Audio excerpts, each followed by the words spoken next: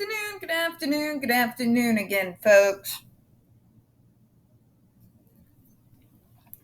Welcome to another episode of Spilling Tea. I'm your host, Tiffany Daniels, and yes, we're going back to that horrible world known as the JRC, but before we get going into that, the usual disclaimers. And yes, for once, I'm going to rant on topic. For those who do not work in this particular field, but have at least had a little bit of therapy, you know how insane it is that this individual, Dr. Matthew Israel, created a so-called therapy, or he will deliberately trigger us to go into self-abusive or aggressive behaviors so that he can then punish it. His whole backwards rationale behind this, to kind of explain to you this insanity here, is that he wants to deliberately trigger it and then punish it so that they can then teach us correct behaviors. He stated earlier, though, that these occurrences are rare, which makes one think. Obviously, we already know it's wrong, right? We obviously know this is not desired or socially acceptable behavior, which is why it doesn't happen all the time. Because a good majority of the time, we're holding it back. So, what is this teaching us exactly? Very obviously, if it's not a behavior that we're having all the time, we got the memo. Okay? Or let me put this in other terms. Neurotypicals, much like the rest of humanity, also snap. Good majority of the time, they're not demonized for it the way that we are. What causes a neurotypical to snap? A good lot of it's the same reasons that we do, with some variation, of course. Pressure, work, home life gone to crap. The usual, right?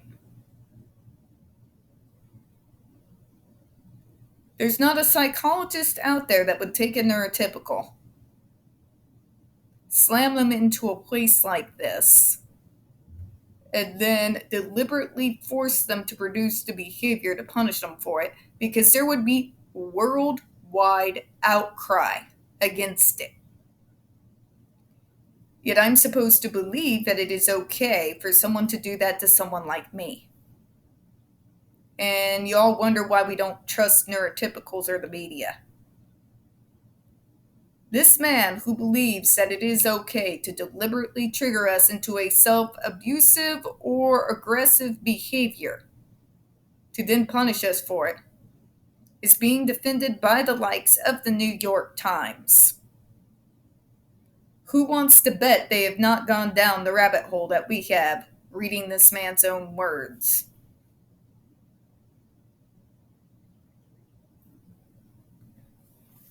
Okay.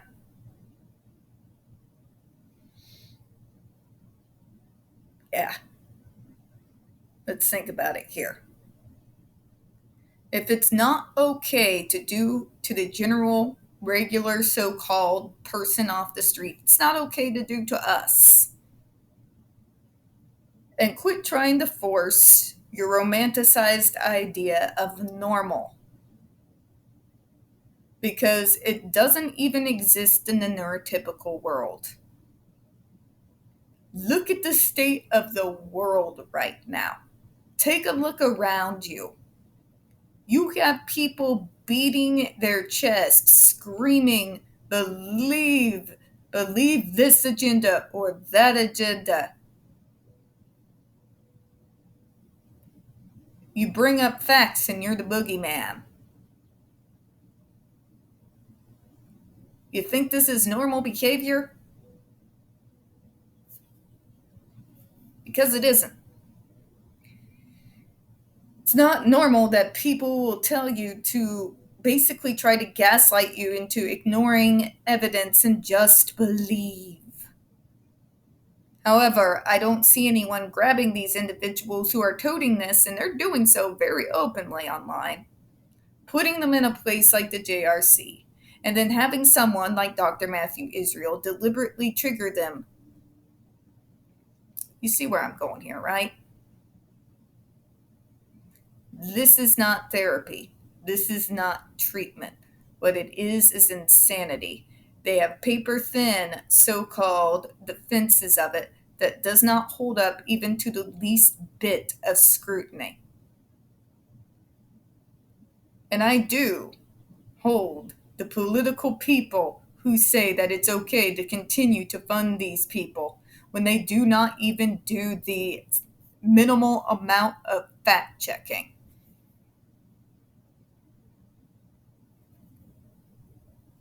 Okay. All right, now let's get into it, shall we? In the description box, you're going to find a link to the article that the Judge Rotenberg Educational Center doesn't want you to read. It's written by NeuroClastic, a small non-for-profit started by autistics for autistics, wherein they interviewed and surveyed over 900 ABA professionals regards to the JRC's so-called behavior modification program.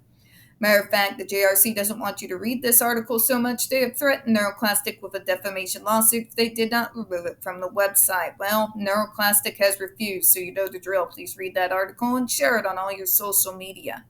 We also have linked in there NeuroClastic's public statement regards to the defamation lawsuit threat, as well as a link to their GoFundMe because we are crowdfunding in case the JRC has the cojones to see through with their threat. We also have linked in there the Ozark's first article in regards to the Agape boarding school, now known as Stone for Help boarding school situation. This is a so-called Christian-themed boarding school based out of Stockton, Missouri that takes in so-called troubled male teens that has and pending over 21 civil lawsuits, claims, and allegations leveled against it, all which have been substantiated by the investigation done by the Missouri Department of Social Services and includes the following: sodomy, rape, sexual assault, child abuse, psychological and emotional abuse, child trafficking, starvation, and that's just for starters. You have one former staff member arrested by the FBI, another a doctor still on premises with full access to the boys up on multiple, again, substantiated claims of sodomy, rape, and sexual assault of the boys there. You have an attorney general too obsessed with drag queens to do his job and actually protect the kids here from the real pedophiles. And you've got a governor. I don't even know what to tell you about the governor at this point. I really, really don't. So please read that article, share it on all your social media. We got the other pertinent links to the Stop the Shocks campaign as well, including Autistic Hoya's massive archive on the subject, Jennifer Masumba's behavioral sheet of shockable offenses, a clip out of the 7-hour ordeal undergone by Andre McCollins back in 2002, the templates, and the ever-present self-explanatory change.org Shut the Judge Rotenberg Center Down petition. When we discuss the JRC, you're going to hear vivid descriptions of and catch clips or surveillance footage of people with disabilities being tortured and abused. If you got young children present, please go ahead and use those headphones. This channel is marked not for children for a reason. We do on occasion use profanity and speak on dark subjects. If your child is 16 and younger and they are watching this, very obviously, parental supervision is advised. Trigger warning, we are about to once again descend into the mad ravings of the lunatic mind known as Dr. Matthew Israel. You're going to hear gaslighting, victim blaming, lies, pseudoscience, tons of ableism and bigotry, all coming from a man with a massive ego and an even larger God complex. So be prepared for the intellectually dishonest, massive amount of arrogant condescension. Or as I like to say, prepare for the stupid. All right, we left off here, and I want to bring you back to the fact that once again, this man is citing himself as a source.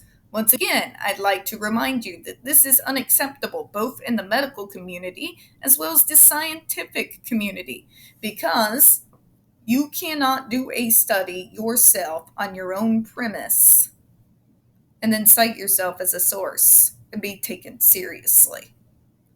An actual study, basically how the scientific method works.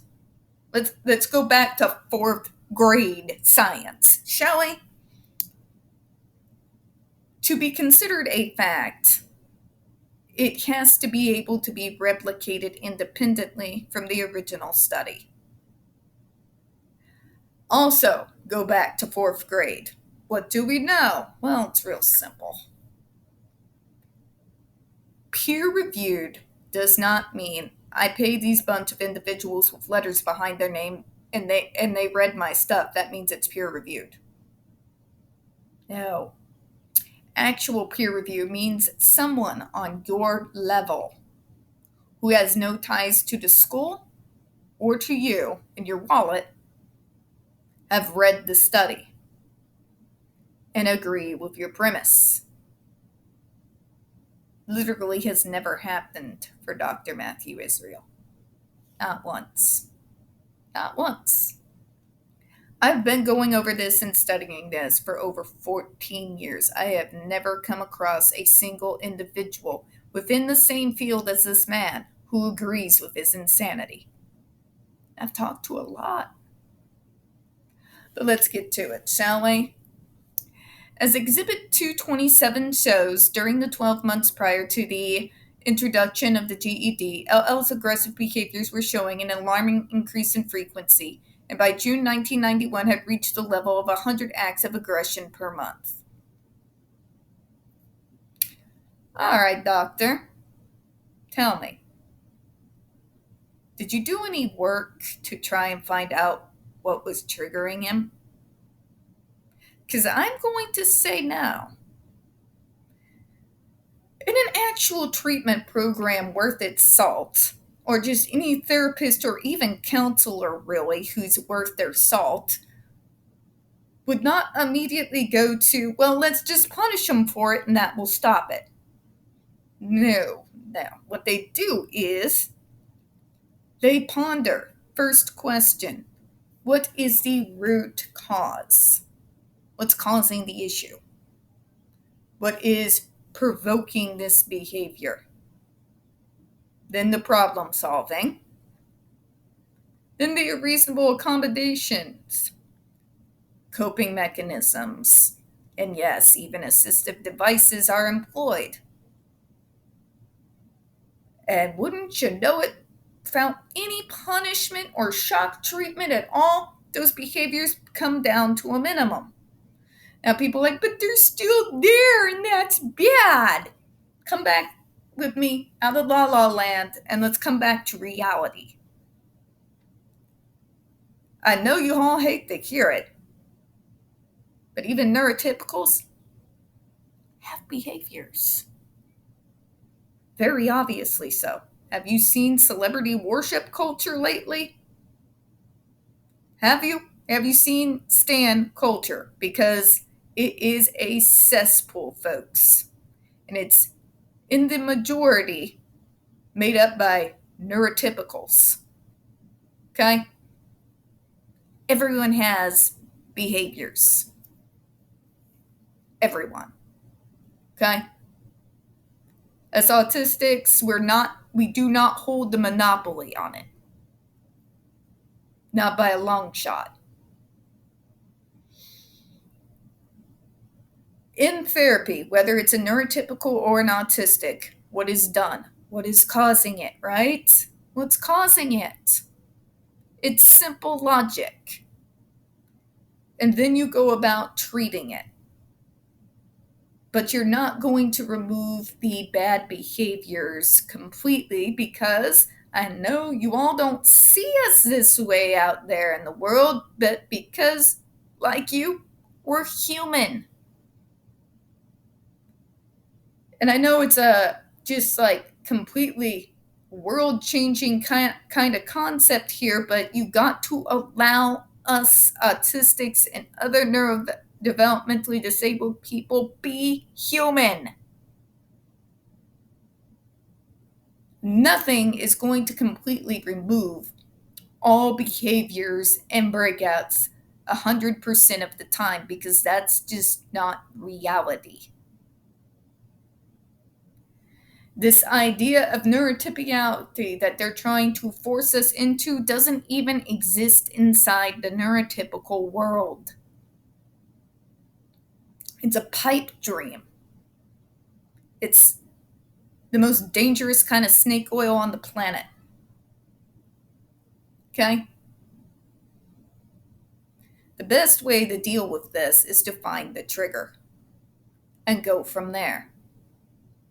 The worst thing you can do is to punish us for it, because the only thing you're teaching us to do is two things: mask and push it back. And I can tell you, eventually there's going to be the straw that breaks the camel's back, and it's not pretty when that happens, folks. But let's move on to the rest of the paragraph, shall we? Because I am getting so tired of repeating the same things over and over and over and over and over again. The GED treatment was started that June and caused an immediate drop to a level of approximately 20 per month.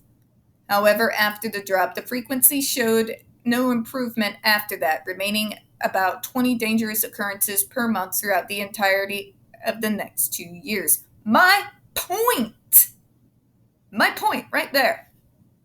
My point. You want to know why that is, doctor? It's not because you needed to deliberately trigger them and then punish them to prove it was wrong, and then you're going to teach it better. It's because you're not doing any of the work necessary to deal with the trigger issue, the root cause. And guess what? Just like with the neurotypical in therapy, as long as the root cause remains undealt with, unconfronted, as long as you leave it there, guess what? Yeah. Now let's compound on that you're leaving that issue alone. And you are punishing us for it. And we can only bring ourselves to mask down, and you decide to introduce even more psychological damage. When that kid breaks, and they will, it really is, speaking as an autistic as well as somebody who's worked in this field, it is truly, like with a neurotypical, simply a matter of time. When we've got all that pent-up anger, frustration, hurt, and a hell of a lot of psychological trauma to go on top of that, what do you think that's going to look like? But instead of blaming the doctor, when that breaks the news, they're going to blame us. Because they always do. This is worse than bad medicine, folks. It's worse than bad medicine. This type of therapy does not make sense. And it all goes back to the same things, doesn't it? Fear can stop these behaviors for a time. But like fear always does. But the so-called improvement is only going to remain as long as the threat does. When that threat is gone and that child is no longer living every day of their lives in fear, that root cause, in the meantime, didn't go away. And now we've got backed up rage and psychological trauma on top of it. Yeah.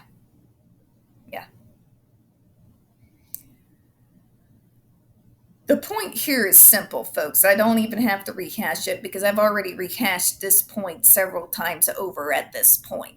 It's very, very simple.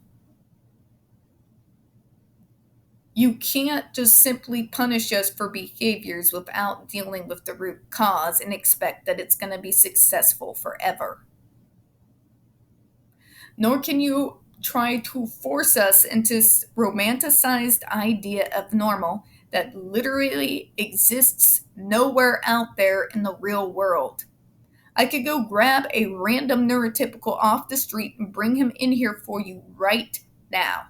Right now. And even with all the skills and everything that I have learned over the years, am I ever going to be able to remove all undesirable behaviors from them? Because that's not reality.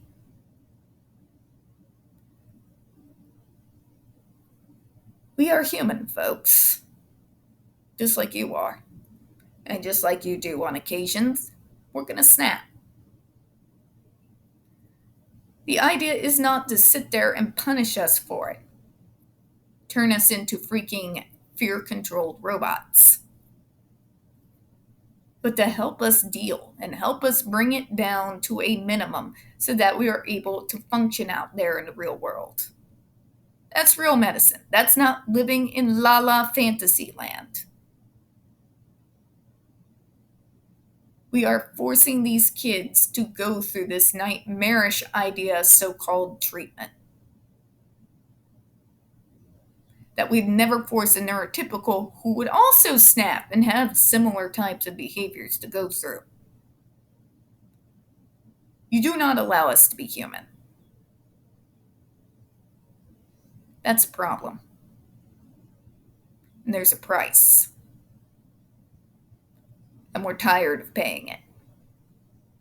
I'm going to close out on that. We don't get very many views on this channel. The few that we do tend to get removed from time to time. So please don't forget to hit the like button, hit subscribe. Don't forget to hit the comments.